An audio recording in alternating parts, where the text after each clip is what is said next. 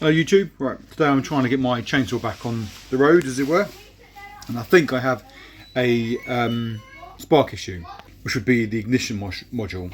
So I've taken the old one off and got a new one. Wasn't going to do a video because I figured it's just going to be bolt on, bolt off, but it's actually a bit more complicated. Annoyingly, when you buy these, someone goes to all the effort of making this, but won't do the last little fiddly bit of connect the boot and the wire. So this is the one that came off. Why you would do that, I don't know. So it's a hassle. So the one that came off, obviously you've got this little hook there that hooks into the wire, and then the spark plug essentially goes in that coil there.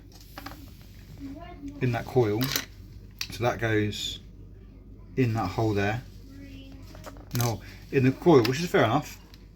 Doesn't appear that they expose the wire there, which I've seen some people do. And then it goes in the boot, so it's a really awkward thing to get in the boot. Some people, I've seen some people put the wire all the way through, which I don't see happening. It's such a right angle, or more than that. And some people force it through. Now, pulling this one out, they tend to have a really sharp bit just there. That's obviously damaged the boot coming out, which is not a problem coming out, but I don't want to damage the new one. So I have been just kind of using a little file just to round that off so it doesn't catch at all. Put some WD-40 in and then try and push that in. To pay attention of is obviously how that goes in. So if that's going to hook in like that, you then got that at an angle, which makes sense because that is the same angle. So what you don't want to do is manhandle it so that it's going to end up like that or anything. It's obviously designed to go like that. Like that. Next thing to consider is obviously placement. So the it's going to go here like this, and then the wire's up the top there, which means the boot's going to have to go that way, which means the hook has to go that way, like that, so it fits. You do it the wrong way around and it's not going to work, is it? You have to twist it around. So obviously the ignition module goes there, wire from the left hand side goes over, spark plug at that angle, boot at the same angle, which means the hook has to go like that. So that's how mine's going to look once it's done. I've got to push it a bit more further in, but just a shade from the end, which is the same as the one that was coming off, which is just there. You can see that came off. This is obviously factory installed, this one. And it can focus, can't focus. Just there. Right, that's in there. What you need to do is kind of move that to the side, like that, and then you can get some pliers round and squeeze it right in the middle. And that seems to squeeze in okay then.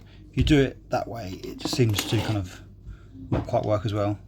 So that should be an okay. So now it's just about, well, allegedly lubing that up and then pushing it on, which is a bit of a stretch. We'll give it a go. It's quite flexible. So it's getting in there, so you've got to push it in. Right, it's quite easy for this to slide out when you're doing it, so you've got to be a little bit careful.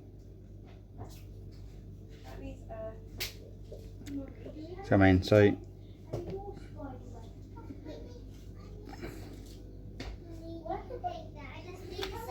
what I might do is hold that like that.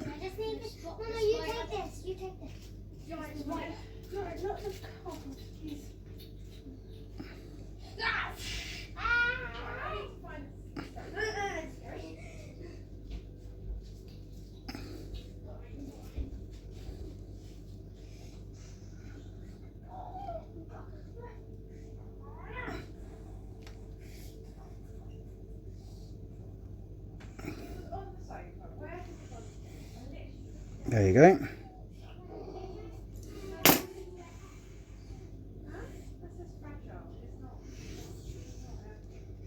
And the key, I guess, is to not lose that spike, as I just did there. Damn it. Right, that's now gone in, but that's got to be the stupidest design ever. Just hooked in there and then having to push it in. So hopefully that's still hooked in, but you'll never know. Stupid. Well, that's now all done, so it wasn't too bad getting it in there, but it's just that design of the metal just hooking in. So, and you have to put quite a lot of force to push that in, which might dislodge it, but we won't really know. I mean, I guess you could solder it if you wanted to, but that's done anyway. Walk with one hand, but essentially you've got your earth there down to here. You've got your live, I suppose, going to the top up there. So hopefully we'll see a spark. It's all back in. What I don't like about this though is that even if I put it back on and doesn't spark, I don't know whether it's because there's an issue with the chainsaw somewhere else or just that wire slipped out. So you never really know once it's inside whether it's connected to the wire inside the plastic housing, because it might have slipped out. Right, so that wasn't sparking, not that I could see anyway, but I've taken off the boot and it did seem to still be connected. I'm still not that happy with that connection, but that's obviously how it's designed. So it could be I'll try it without the boot on. So that has fixed it. Took it outside and had a little tick over. Need some new fuel, but I couldn't see the spark, which to be fair, I can never see the spark on these things. So I thought I'd give it a go anyway, and it ran. Bit weird why you can never see the spark. Guess I could get a spark tester, but so yeah, not a great design, but obviously the metal, if it goes in the insulated wire, it's going to touch the internal wiring. The little boots is not as bad. I put a bit of, I'm going to admit to it, I couldn't find any WD-40, so I used a little bit of Lurpak. And that kind of slipped in okay, so that wasn't too bad. So it did work. Looks like that was a problem after all on the old one. So yeah, all good.